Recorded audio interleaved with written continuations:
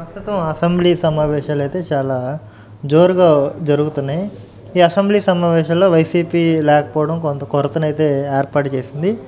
జరుగుతున్న విధానం సమస్యల మీద నిజంగా మాట్లాడుతున్నారా, లేకపోతే అక్కడ కూడా వ్యక్తిగత అంటే వ్యక్తి పూజ జరుగుతుందా? మీ పాయింట్ ఆఫ్ వ్యూలో ఏం చెప్తారు? వ్యక్తి పూజ అనేటువంటిది నేను అంటే అసెంబ్లీ గురించి ఎవరు వచ్చినా అధికారంలోకి అదే మొన్నటి వరకు జగన్ పరిపాలించాడు, 151 స్థానాలు, ప్రతిపక్షం లేదు. ఈయన వచ్చాడు, ఇప్పుడు ప్రతిపక్షం లేదు, చంద్రబాబు నాయుడు వచ్చిన. కాబట్టి ప్రతిపక్ష స్థానంలో కూర్చోవటానికి ఆయనకి నేను ప్రతిపక్ష నాయక హోదా అని అడుగుతున్నాడు. బట్ హోదా ఎలా ఇస్తారు? నీకు ఎన్ని సీట్లు ఉన్నాయి? ఒక వైసీపీ పక్ష నాయకుడిగా గుర్తిస్తారు. ఆ మాత్రం జగన్కి తెలియదు అంటే తెలుసు, కానీ ఏదో ఒక మిష పెట్టి ఒక అడ్డు పెట్టి వైసీపీ ఫ్లోర్ లీడర్ ఇవ్వలేదనేటువంటి ప్రతిపక్ష గుర్తింపు ఇవ్వలేదనే కారణంతో మరి శాసన మండలిలో ఎందుకు నువ్వు ఫైట్ చేస్తున్నావు? ద్వంద్వ ప్రమాణాలు ఎందుకు? నీకు శాసన మండలిలో నీకు మెజారిటీ ఉంది కాబట్టి అక్కడ మీరు వాయిస్ని వినిపిస్తారు బొత్స సత్యనారాయణ గారి నాయకత్వంలో. మరి ఇక్కడ అసెంబ్లీలో కూడా నువ్వు రామాక పెద్దిరెడ్డి రామచంద్రరెడ్డిని వాళ్ళని పంపించు, తెలుస్తుంది కదా. ఏ ప్రతిపక్షంలో ఉన్నప్పుడు కూడా ఫైట్ చేయాలా? రాజశేఖర రెడ్డి నుంచి ఏం నేర్చుకున్నాడు ఈయన జగన్మోహన్ రెడ్డి? ఎన్ని సంవత్సరాలు రాజశేఖర రెడ్డి ప్రతిపక్షంలో ఉన్నాడు? పార్టీలో అసమ్మతి నాయకుడిగా, అసెంబ్లీలో ప్రతిపక్ష నాయకుడిగా ఆయన గలం ఎంత చేశాడు. కాబట్టి రాజశేఖర లక్షణాలు ఏ కోశానో కూడా జగన్మోహన్ రెడ్డిలో లేవు. అందువల్ల ఆయన ఆలోచన విధానమే ఫైట్ రాంగ్. అసెంబ్లీ సమావేశాలు ప్రతిపక్ష హోదా ఇవ్వాలి నాకు అంటే నేను పెద్దపేట వేస్తే వచ్చి కూర్చుంటాను. దేని ప్రతిపక్ష హోదా? నీకు ప్రజలు ఇచ్చినటువంటి స్థానమే నీకు గొప్పది, దాన్ని గౌరవించు. అంతేగాని అసెంబ్లీకి వెళ్లకుండా మీకు ఇంకా అసెంబ్లీ రాజీనామాలు చేసేయండి. మీ 11 మంది రిజిగ్నేషన్ చేసేయండి.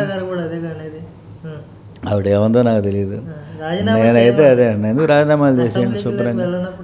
మరి ఎందుకు ఇంకా బెస్ట్. ఫైనల్గా అంటే రాష్ట్రంలో హిట్లర్ గడాఫీల పాలన తలపిస్తుంది గడిచిన 5 నెలల్లో అని చెప్పేసి మాజీ మంత్రి రోజా గారు అయితే ఒక స్టేట్మెంట్ ఇచ్చారు కదా. నిజంగా చంద్రబాబు నాయుడు గారు, పవన్ కళ్యాణ్ గారు వీళ్ళిద్దరు సారథ్యంలో హిట్లర్ గడాఫీల పాలన తలపిస్తుందా అంటే మీరేం చెప్తారు? హిట్లర్కి గడాఫీకి సంబంధమే లేదు అసలు. వాళ్ళిద్దరిని పోల్చింది వీళ్ళతో. ఎవరు? రోజా మాజీ మంత్రి. అసలు రోజాకి హిట్లర్ ఎవరు, గడాఫీ ఎవరు? హిట్లర్ ఏ కాలం నాటివాడు, గడాఫీ ఏ కాలం నాటివాడు? అంత పరిస్థితి మన రాష్ట్రంలో ఉందా? చాలా తప్పది. ఆవిడకి ఏమాత్రం పరిజ్ఞానం లేదు చరిత్ర పట్ల అంటానికి ఆవిడ విమర్శే ఉదాహరణ. హిట్లర్ వేరు, గడాఫీ వేరే. అందువల్ల ఇద్దరు వేరు వేరు భిన్న ధృవాలు కలిగినటువంటి వాళ్ళు. కాబట్టి హిట్లర్కి గడాఫీకి సంబంధం లేదు. మన రాష్ట్రంలో అటువంటి పరిస్థితే లేదు. ఏదో నోటికొచ్చింది మాట్లాడింది, నోటికొచ్చి మనం మాట్లాడింది. సినిమాల్లో ఏంటంటే స్క్రిప్ట్ డైలాగ్స్ ఉంటాయి, ఇక్కడ స్క్రిప్ట్ డైలాగ్స్ ఉండవు కదా. రాష్ట్రంలో అసెంబ్లీ జరుగుతున్న విధానం, అసెంబ్లీలో ఆహ్లాదకరమైన చర్చ నడుస్తుందా? ఈ చర్చలో వైఎస్ఆర్సీపీ నాయకులు, ఎమ్మెల్యేలు అటెండ్ అవ్వకుండా కేవలం ప్రెస్ మీట్లకే పరిమితమయ్యి జగన్మోహన్ రెడ్డి గారు కొన్ని ప్రశ్నలు అయితే సంధిస్తున్నారు కదా. అదే ప్రశ్నలు అసెంబ్లీలో ఉండి వేస్తే బాగుంటుంది అనేది ప్రజాభిప్రాయం. దీన్ని మీ పాయింట్ ఆఫ్ వ్యూలో మీరు ఎలా చూస్తారు సార్? ఈ అసెంబ్లీ కొలువు తీరు 5 నెలలు అవుతుంది. 5 నెలల కాలంలో ప్రజల సమస్యలు పరిష్కరించేటటువంటి దశగా ప్రభుత్వం లేనప్పుడు దాన్ని ప్రశ్నించవలసినటువంటి బాధ్యత ప్రధాన ప్రతిపక్షంది. ఇవాళ కమ్యూనిస్టులుగా మేము బయట ఉన్నాం, మాకు ప్రజలు ఎవరు అవకాశం ఇవ్వలే. ఎన్నికల్లో నేను కూడా పోటీ చేశా పశ్చిమ నియోజకవర్గం, ప్రజలు మాకు అవకాశం ఇవ్వలేదు. కానీ ప్రజలు 40% ఓటింగ్ జగన్మోహన్ రెడ్డికి వచ్చింది. ఇంచుమించు ఒక 3-4% ఆఫ్ ఓట్స్లో తప్ప అధికార పక్షానికి ప్రతిపక్షానికి. కానీ సీట్లు వ్యత్యాసం చాలా ఉండొచ్చు. 11 సీట్లు ఉన్నాయి. 11 మంది ఎమ్మెల్యేలు అసెంబ్లీలో ప్రజల యొక్క సమస్యల్ని చర్చించేటటువంటి వేదిక. అది ఒక మంచి అవకాశం. మాకు లేని అవకాశం ప్రజలు వారికి ఇచ్చారు. దాన్ని సద్వినియోగం చేసుకోకుండా బయట మాట్లాడితే దానివల్ల ఉపయోగం ఏముంది? బయట మాట్లాడేటటువంటి అనేక పార్టీలు ఉన్నాయి, మాలాంటి పార్టీలు ఉన్నాయి, కమ్యూనిస్టులు ఉన్నారు, లేకపోతే ఇతర కొన్ని సోషల్ యాక్టివిస్ట్గా ఉండేటటువంటి పార్టీలు ఉన్నాయి, వ్యక్తులు ఉన్నాయి, అందరూ ప్రశ్నిస్తారు. కేవలం జగన్మోహన్ రెడ్డి గారికి వైఎస్ఆర్ కాంగ్రెస్ పార్టీ వారికి మాత్రమే అసెంబ్లీలో 11 మంది కూర్చొని ప్రజల సమస్యలు మాట్లాడేటటువంటి అవకాశం ఉన్నది. ఆ అవకాశాన్ని దుర్వినియోగం చేసుకోవడం సరైనది కాదు. కాబట్టి ప్రజల మీద చంద్రబాబు నాయుడు మీద మీకు ఏమైనా ఉంటే అక్కడ మాట్లాడుకోవాలి, కానీ ప్రజల్లో మీకు ఇచ్చినటువంటి అవకాశాన్ని వినియోగించుకోకుండా బయట మాట్లాడటం వల్ల ఉపయోగం లేదు, అది సరైనటువంటిది కాదు. ఖచ్చితంగా అసెంబ్లీకి వెళ్ళాలి. అసెంబ్లీలో ప్రజల గొంతుకగా ప్రతిపక్ష నీకు హోదా ఇవ్వకపోతే ఉంది, ఒక ఎమ్మెల్యేగా మాట్లాడేటటువంటి హక్కు నీకు ఉంది. ఎమ్మెల్యేగా అసెంబ్లీలో మాట్లాడి ప్రజల యొక్క సమస్యల మీద స్పందించు.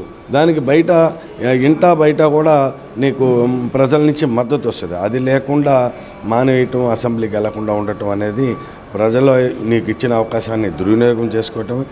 లేదంటే అంత ఇష్టం లేకపోతే రాజీనామా చేశాను, మళ్ళీ ఎన్నికలు జరుగుతాయి. అక్కడ 11 మంది రాజీనామా చేయాలి అసెంబ్లీకి వెళ్ళకపోతే.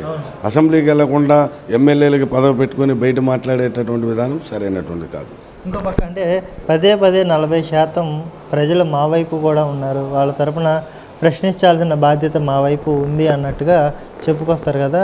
అదే 40% మంది ప్రజల కోసం అంటే పాలన ఎలా ఉందనేది పక్కన పెడితే కనీసం అడగాల్సిన ఫండమెంట్, నీకు ఇచ్చిన హక్కుని నువ్వెందుకు దాన్ని వినియోగించుకోలేకపోతున్నావు అన్నది కూడా నా యొక్క ప్రశ్న సార్. కోట్లాది మంది 40% అంటే లక్షలాది మంది కోట్ల పైగా ఓటింగ్ జగన్మోహన్ రెడ్డికి వచ్చింది. అంతకు కొంచెం ఎక్కువ మోతాదులో చంద్రబాబు నాయుడుకి వచ్చారు. కాబట్టి అన్ని లక్షల మంది నీకు ఓటేసి నిన్ను అసెంబ్లీకి వెళ్ళాలని ఆశించి నీకు ఓటేస్తే వారి ఆశని, వారి యొక్క ఆలోచనని తిలోదకాలు ఇవ్వటమే తప్ప మరొకటి కాదు. వాళ్ళని నీకు ఓటు వేసినటువంటి వారిని అగౌరవపరచడం తప్ప మరొకటి కాదు. నీకు ఓటు వేసినా వేయకపోయినా నీకు 11 మంది ఉన్నారు.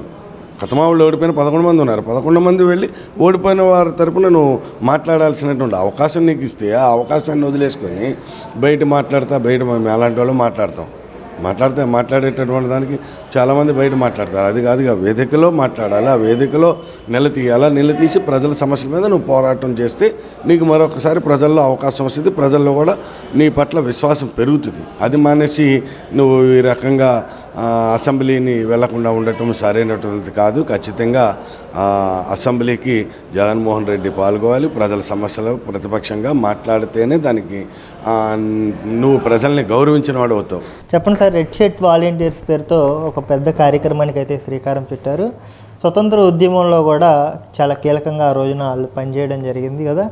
రెడ్ షర్ట్ వాలంటీర్స్ ఉన్నారన్న సంగతి నాకు తెలిసి చాలామందికి కూడా తెలియదు. అసలు ఈ రెడ్ షర్ట్ వాలంటీర్స్ ఏంటి, వాళ్ళ నేపథ్యం ఏంటి, ఎప్పుడు స్టార్ట్ అయింది, ఎలా స్టార్ట్ అయింది, వాట్ ఏంటంటే ఏం చెప్పుకొస్తారు? కమ్యూనిస్టు ఉద్యమంలో ఈ red shirt volunteers, red army లాగా రెడ్ షర్ట్ వాలంటీర్స్ అనేటువంటిది ఒక పెద్ద ప్రాధాన్యత సంతరించుకున్నటువంటి విభాగం. ఎలా అంటే పార్టీకి వెన్నుదన్నుగా, వ్యాన్ గార్డ్స్గా, పార్టీకి రక్షణ కల్పించేటువంటి కార్యకర్తలుగా, అలాగే ప్రకృతి వైపరీత్యాలు వచ్చినప్పుడు ప్రకృతి వైపరీత్యాలలో భాగస్వామ్యమే. అలాగే రెండవది యాంటీ సోషల్ ఎలిమెంట్స్, కమ్యూనిస్టు ఉద్యమ వ్యతిరేకులు పెచ్చరలేనప్పుడు వాళ్ళను మదమనచడానికి విజయవాడ నగరంలోనే సీతారామ సమాజం అని చెప్పేసి ఒక పెద్ద రౌడీ గ్యాంగ్ ఉండేది విజయవాడలో. సీతారామ సమాజం అని చెప్పేసి వాళ్ళు పాత సినిమా రౌడీలు ఎలా ఉంటారు, ఓ లుంగి, ఓ ఘాట్లు, బెల్ట్లు అట్లా పెట్టుకుని ఉండేవాళ్ళు, పిడిబాకులు. వాళ్ళని అటువంటి వారిని కామ్రేడ్ చండ్ర రాజేశ్వరరావు, మాకేన బసవపున్నయ్య గారు లాంటి ఆనాడు పార్టీ అగ్రనాయకులు బీసెంట్ రోడ్ దగ్గర నుంచి వాళ్ళని ప్రారంభించి కాళేశ్వరమారెడ్డి గద్ద బొమ్మ దగ్గర తరిమి కొట్టినటువంటి చరిత్ర విజయవాడ నగరంలో ఎర్రసేనకున్నది. కాబట్టి అది రాజేశ్వరరావు గారి యొక్క మానస పుత్రిక జనసేవాదల్. ఈ జనసేవాదల్ అనేటువంటిది జనసేవాదల్, దాంట్లోనే అర్థం ఉంది. కాబట్టి ఇది ప్రధానమైనటువంటి యూత్ని మార్చ్ ఫస్ట్ అంతా లైక్ ఎన్సిసి, మార్చ్ ఫస్ట్, కర్రస్వాము, అలాగే సెల్ఫ్ డిఫెన్స్, ఆత్మరక్షణ కోసం మన శత్రువు దాడి చేసినప్పుడు ఎట్లా తిప్పికొట్టాలి అనేటువంటిది మేమందరం కూడా రెడ్ షర్ట్ వాలంటీర్స్ ట్రైనింగ్ తీసుకున్న వాళ్ళమే. అందువల్ల మా దాడి చేసి తిప్పికొట్టగలిగిన శక్తి సామర్థ్యాలు ఉండాలి ప్రతి యువ కమ్యూనిస్ట్కి. అది లేకపోతే చాలా కష్టం. కాబట్టి వాళ్ళ పార్టీ 100 సంవత్సరాల్లోకి అడుగుతున్నటువంటి సందర్భంగా పెద్ద ఎత్తున 1 ఇయర్ ప్రోగ్రాం కాబట్టి ఈ 1 ఇయర్లో దేశ రాజధానిలో లక్షలాది మందితో రెడ్ షర్ట్ వాలంటీర్స్ తోటి ఒక కవాత్, అది డేట్ ఫైనలైజ్ అవ్వలేదు, చేస్తారు. నారాయణ గారు దాన్ని పర్యవేక్షిస్తున్నారు, మా పార్టీ ఆల్ ఇండియా సెక్రటరీ. ఆయన నాయకత్వంలో అది జరుగుద్ది అతి త్వరలో. అంటే దానికి ముందు ఫస్ట్ స్టార్టింగ్ డిసెంబర్ 3, 4, 5, 6, 7వ తేదీల్లో training camp, instructors training camp అన్నమాట జరుగుతుంది. వీళ్ళందరూ కూడా ఇక వేరే ప్రాంతాలకు వెళ్ళి వందలాది మందిని తయారు చేస్తారు.